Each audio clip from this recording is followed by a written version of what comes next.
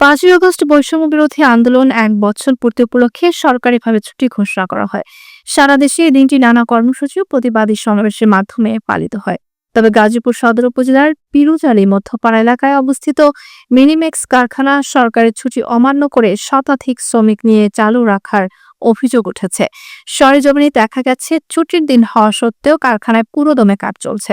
অনেক শ্রমিক পরিবার পরিজনের জীবিকার তাগিদে কাজ করতে বাধ্য হয়েছে।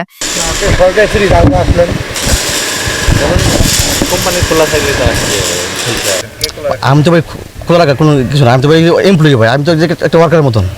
সব জায়গায় শুনছি আমরা যে বন্ধ, কিন্তু এটা বন্ধ না। আমরা জিজ্ঞেস করছি যে ফ্যাক্টরি বন্ধ, এটা বন্ধ দেয় নাই ভাই, কি যে।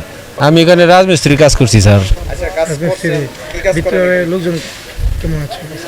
মোটামুটি ভালোই, ফ্যাক্টরি খোলা। কারখানার কর্তৃপক্ষ সাংবাদিকদের পরিচয়পত্র দেখতে চেয়ে অপমানজনক আচরণ করেছেন এবং কোনো মন্তব্য না করে এড়িয়ে গেছেন। আমি তো বলি নাই, আমি বলবো কেন? আমার বলার দরকারও নাই। অরিজিনাল না আপনি ভুয়া, আপনার পরিচয়টা না দেখে আমি কিভাবে বুঝবো আপনি একজন দৈনিক ইত্তেফাকের একজন সাংবাদিক? এটা আমি কিভাবে বুঝবো?